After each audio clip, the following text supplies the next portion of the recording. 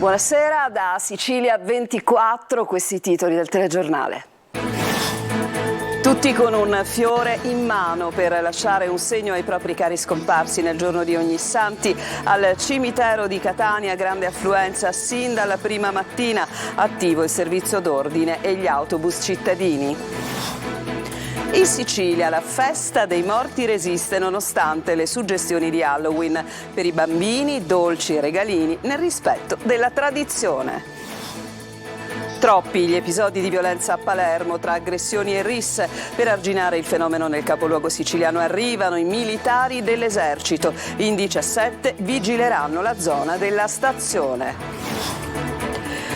Palermo si ferma per 3 giorni per la festa di un miliardario giapponese. Il magnate orientale ha affittato il Teatro Massimo, il Politeama e molti alberghi cittadini. Sulla scelta i palermitani e le istituzioni si dividono. Il calcio, vittoria d'oro per il Catania che sbanca Brindisi e vince 2-0. Il mister Tabbiani: sono felice, siamo stati compatti e lucidi.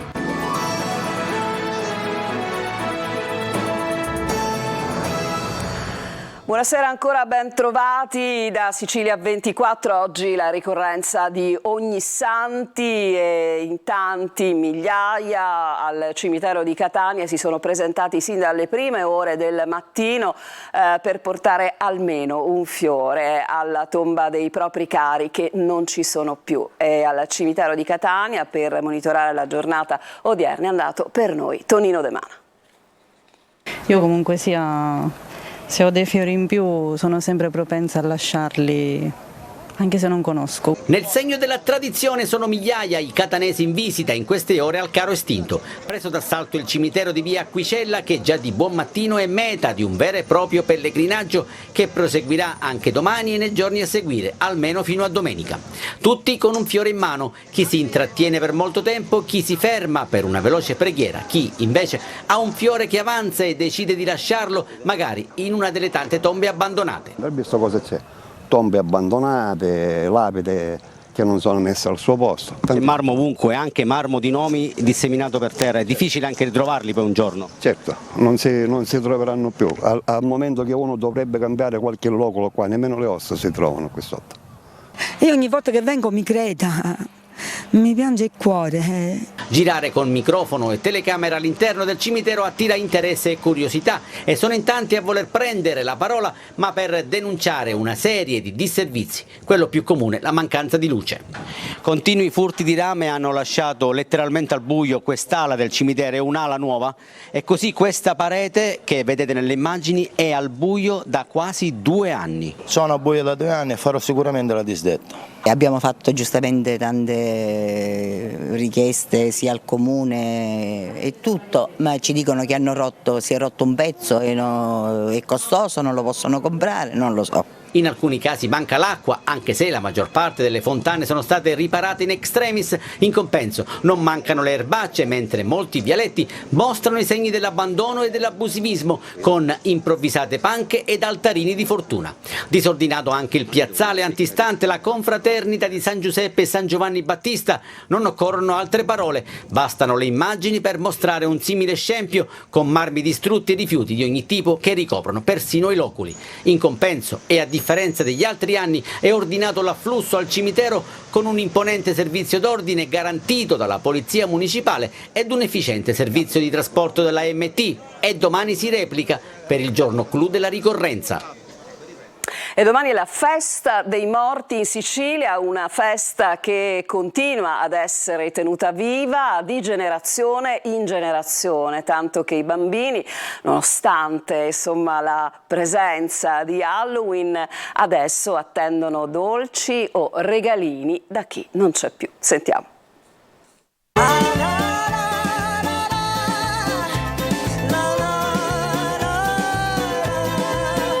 Festa dei morti contro Halloween, chi vince? Per noi siciliani la festa dei morti.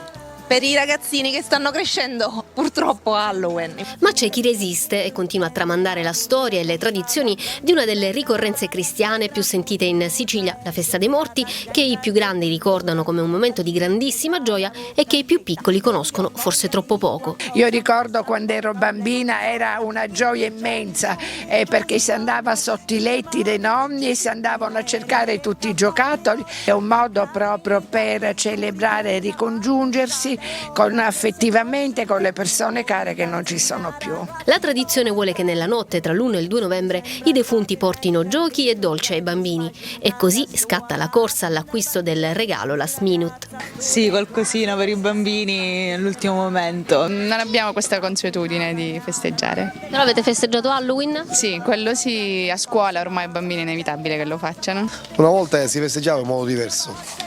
Mi ricordo la festa si avvertiva molto di più, oggi i divertimenti dei bimbi sono i telefonini, queste cose qua. Una volta la festa dei morti per il giocattolo era più importante del Natale. E non esiste festa in Sicilia che non venga vissuta anche all'insegna della buona cucina, in questo caso dei dolci tipici della tradizione. Sono le rame di Napoli, questo è proprio il dolce per eccellenza catanese, l'inzuddi, Regina Bersaglieri, la frutta martorana è storica siciliana. Resiste a tavola la tradizione? Eh sì, ancora sì. E se Halloween morde, le zucche non potranno mai prendere il posto delle bontà artigianali della nostra terra. Cambiamo decisamente argomento, cassonetti e spazzatura in viale regione siciliana a Palermo per bloccare il traffico in uscita dal capoluogo siciliano. È accaduto oggi, la protesta è stata organizzata dopo il cambio dei sensi di marcia nella zona del cimitero di Santa Maria di Gesù dai residenti. Sono intervenuti gli agenti di polizia e della municipale, dopo circa un'ora il blocco è stato rimosso, ma il traffico è rimasto caotico in città per diverse ore. Restiamo a Palermo, episodi su episodi. Palermo si riscopre ogni giorno sempre più violenta e pericolosa.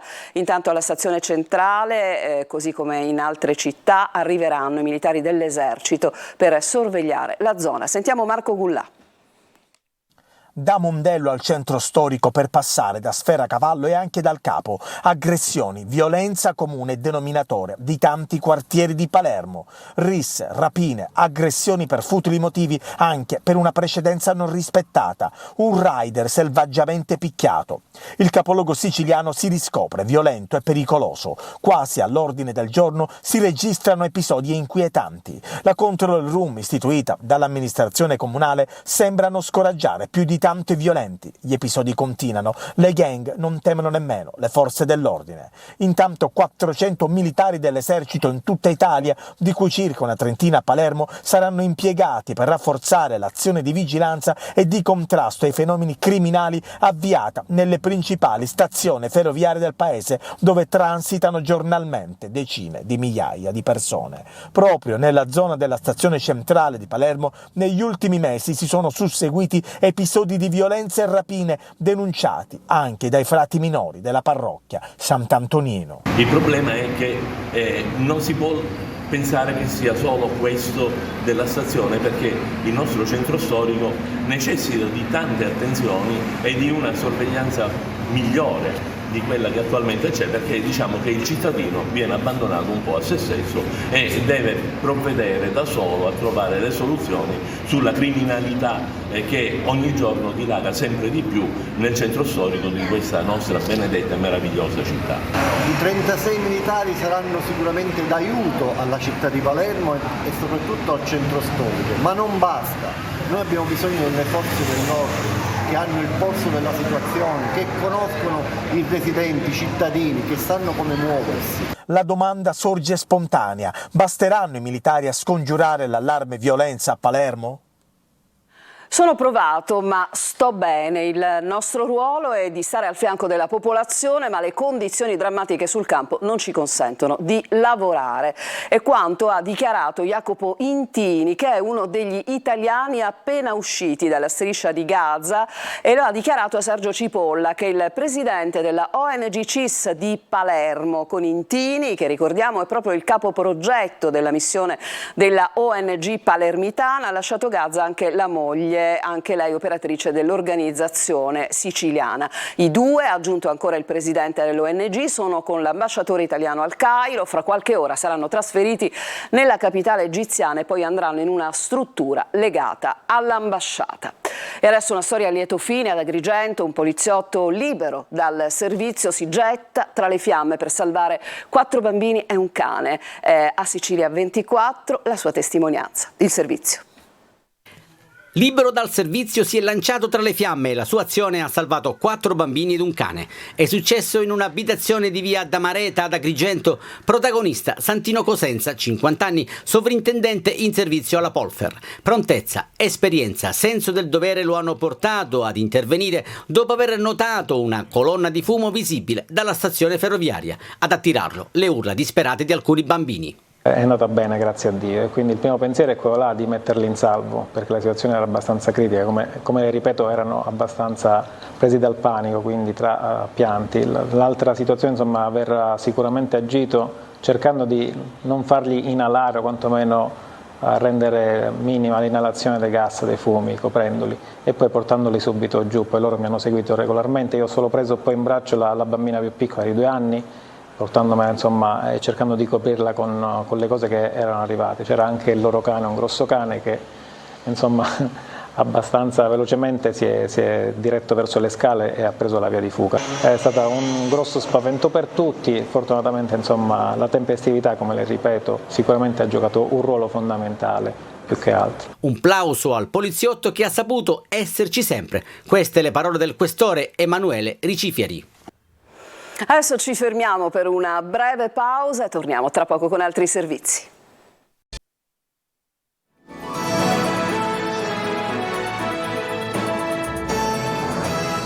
Seconda parte di Sicilia 24 e adesso ci occupiamo delle polemiche che sono scoppiate a Palermo tra cittadini e istituzioni in merito alla scelta di un magnate giapponese di fermare praticamente la città di Palermo per circa 3 giorni, giusto il tempo di una festa particolare con 1500 invitati, una festa che blocca molti alberghi cittadini, i teatri principali della città. Insomma, sentiamo meglio di cosa si tratta nel servizio di Manlio Viola. Palermo si divide sulla 3 giorni che terrà impegnata l'intera città per festeggiare il magnate giapponese Kaoru Nakajima. Il miliardario ha scelto il capoluogo siciliano per una grande kermesse in onore suo e della sua azienda. Per la grande festa ha invitato in città circa 1500 persone. Ha riservato per intero sia il Grand Hotel Villegea che il Grand Hotel delle Palme dal 3 al 5 novembre, ma anche 3 alberghi minori per lo staff, ed ha anche affittato i 2 principali teatri della città, il Teatro Massimo e il Teatro Politeama. Socio fondatore di Amway, la piattaforma dove si vende praticamente di tutto in tutto il mondo, Nakajima è un imprenditore conosciuto come il tycoon del mondo asiatico. Aveva scelto di festeggiare a Palermo i suoi 70 anni, ma la pandemia glielo ha impedito ed ora vuole mettere in pratica il contratto già firmato in precedenza. Invece dei suoi anni festeggerà il compleanno della nascita della sua azienda, la cui costituzione è del 3 novembre, anche se lo statuto fu depositato il 9 novembre 1959. Una sorta di compleanno professionale per il quale Palermo si ferma per accogliere lui, la sua festa, ma anche la sua convention esclusiva e un incontro con tutti gli stakeholder locali che ha deciso di tenere con un grande ricevimento. Dunque 3 giorni e 3 ricevimenti ai quali si esibirà anche un Bocelli, il figlio del noto Andrea. Cene e incontri si terranno al Teatro Politeama, esibizioni e spettacoli al Teatro Massimo, ma se la città non sa scegliere se considerare l'evento un'occasione di promozione o una scelta dissennata che mortifica il nostro patrimonio, si dice invece chiaramente irritato il governatore Renato Schifani, che lamenta di non essere stato informato e mette in discussione l'opportunità di lasciare utilizzare in questo modo i gioielli di Palermo. Ma per il sindaco Roberto Lagalla l'evento avrà importanti ricadute sull'economia e per l'immagine della città. Un'altra storia è quella che vi raccontiamo, che arriva dal comune di Oliveri nel Messinese. Il sindaco gira in bicicletta a caccia di rifiuti, una buona pratica che deve coinvolgere, così dice, tutti i cittadini che devono essere sentinelle degli spazi pubblici. Giusy Lazzara. A Oliveri, il piccolo comune nel Messinese, il sindaco e gli amministratori sperimentano ogni giorno buone pratiche per tenere pulite strade e piazze. In bici, con una cassetta di legno, il sindaco Francesco Iarrera va in giro a raccogliere i rifiuti abbandonati. È faccio tutti i giorni per tutto il giorno, cioè io mi sposto giornalmente con questa bici e tutte le volte che incontro una bottiglietta, una carta, la metto all'interno di questo cestino. La risposta devo dire che è buona, ci sono molti bambini che adesso mi vedono, insomma, basta uno sguardo certe volte e tu arrivi a raccogliere magari la bottiglietta che avevano lasciato a terra pochi minuti prima. Ma non si ferma il sindaco, ha trovato un altro modo per fare sport e combattere l'inquinamento. Io ho un gruppo di amici con cui vado a correre 2 o 3 volte a settimana e adesso già da un po', quando corriamo facciamo lo stesso tipo di lavoro che facciamo con la bicicletta, cioè raccogliamo i rifiuti. Oliveri conta 2000 abitanti. Se si pensa alle realtà metropolitane di Palermo, Catania e Messina è difficile immaginare una soluzione dove si vive l'emergenza rifiuti. Io credo che sia replicabile su larga scala. Oggi potrebbe, ritengo, nascere un movimento che parte dal basso di cura degli spazi, cioè il cittadino che diventa una vera e propria sentinella degli spazi pubblici. L'esperimento del comune di Oliveri ha avuto il riconoscimento della giuria al premio per la mobilità sostenibile Urban Awards 2023. Adesso ci fermiamo ancora e al rientro ci occuperemo della vittoria del Catania a Brindisi.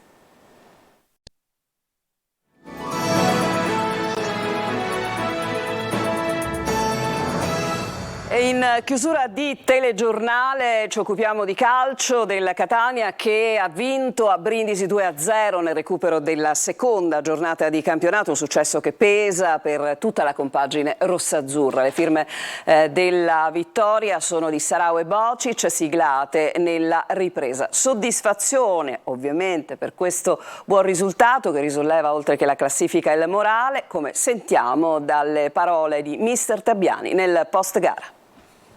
Sono molto felice perché abbiamo tenuto quasi per tutta la partita il pallino e abbiamo avuto pazienza, siamo riusciti a trovare il gol, magari meno occasioni, però siamo stati compatti, lucidi e siamo riusciti a trovare il gol. Poi dopo il gol ci siamo sbloccati e vorrei che giocassimo con lo stesso piglio e coraggio che abbiamo avuto dopo il gol, no? Tanti fraseggi un po' più veloci, dobbiamo liberarci un po', non preoccuparci magari della classifica, stare sereni perché il campionato è lungo e alcune squadre riescono a trovare l'amalgama in breve tempo, alcune ci mettono un mese. Io è da giovedì scorso che ho delle sensazioni buone, dopo Monterosa abbiamo avuto una bella reazione tra di noi e quindi siamo sulla strada giusta, questo è il mio pensiero e oggi i ragazzi hanno dato dimostrazione che in questo ci ho azzeccato. Dobbiamo cercare di fare in modo di tornare a casa, riconquistare il Massimino, abbiamo questa partita domenica, poi la Coppa e poi un'altra fuori e cercare di riportare quando torneremo in casa un ambiente diverso che ci potrebbe dare grande aiuto e questo dipende solo da noi. E oltre all'intervista che avete seguito, vi rimando per quanto riguarda servizio e immagini della gara del Catania all'edizione delle ore 22 del nostro telegiornale. Per il momento è davvero tutto, grazie per averci seguito e buona serata.